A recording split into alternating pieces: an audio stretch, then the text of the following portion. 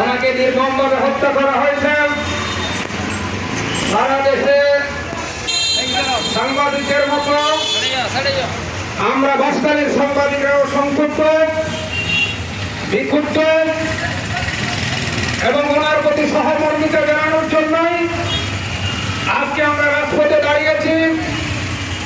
আজকে বাসকালীন সাংবাদিকগণ গাজীপুরে যে সাংবাদিককে হত্যা করা হয়েছে তার তীব্র নিন্দা এবং প্রতিবাদ জানাচ্ছি।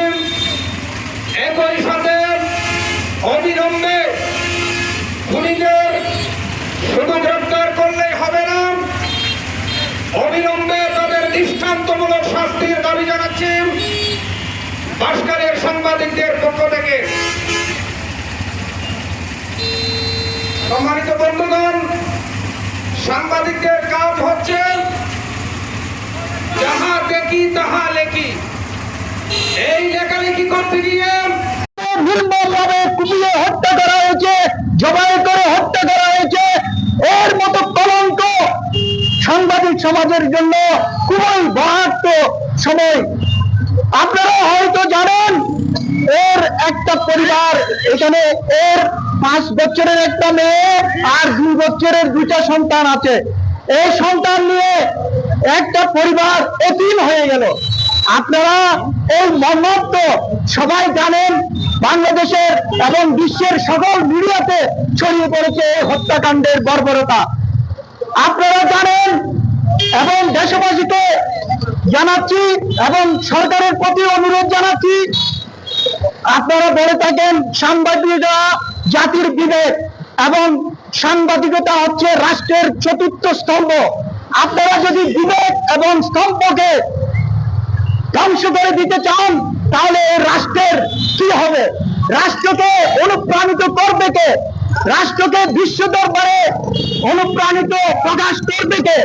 আপনারা যদি বিবেক এবং স্তম্ভকে তুলে তুলে ধ্বংস করে দেন তাহলে আপনারা রাষ্ট্র শাসন করবেন কিভাবে? আপনারা হয়তো জানেন, আপনারা যে রাষ্ট্র শাসনের দায়িত্ব পালন করছেন, অন্তর্বর্তী সরকারের দায়িত্ব পালন করছেন, আপনারা এইটুকুতে আসার পিছনে সাংবাদিকদের কর্তব্য দায়িত্বের উপর নির্ভর করে আপনারা নাইলে পুরো বাংলাদেশে যে গণমাধ্যম গুলো হয়েছে সবগুলো বন্ধ করে দেন। আপনাদের কথার দলে কিন্তু সাংবাদিক লাগবে, কিন্তু আজকে গাজীপুরে এই ঘটনা ঘটছে, কালকে বাঁশখালীতে করতে পারে, পরশু দিন আরেক জেলায় করতে পারে, নিরাপত্তা দিতে না পারেন, তাহলে এই গণমাধ্যম দেখেন আপনারা এই গণমাধ্যম চালানো হয়েছে। এই প্রতিবাদে এখান থেকে বাঁশখালীর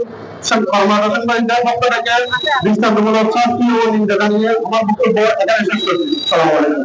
এই সমাবেশে উপস্থিত রয়েছেন বাঁশখালী প্রেস ক্লাবের সভাপতি সহ সেক্রেটারি সহ আমাদের সিনিয়র রিপোর্টাররা রয়েছেন, ওনারা কথা বলবেন। ধন্যবাদ সবাইকে।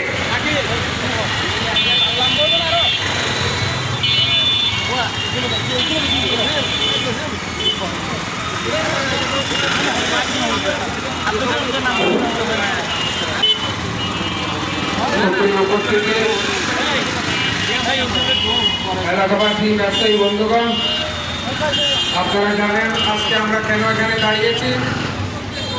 আমাদের একজন সংবাদকর্মী সুন্দরভাবে দেশের মানবীগুলো যেন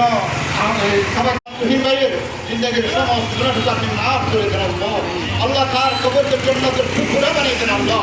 তার পরিবার পরিজনকে ইয়া আল্লাহ সদর জমিন শান্তি আহ্বান করছে।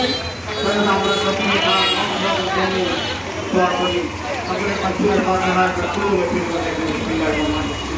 الحمد لله رب العالمين والرحمن الرحيم مالك يوم الدين اياك نعبد واياك نستعين اهدنا الصراط المستقيم صراط الذين انعمت عليهم غير المغضوب عليهم ولا الضالين امين. بسم الله الرحمن الرحيم قل هو الله احد الله الصمد لم يلد ولم يولد ولم يكن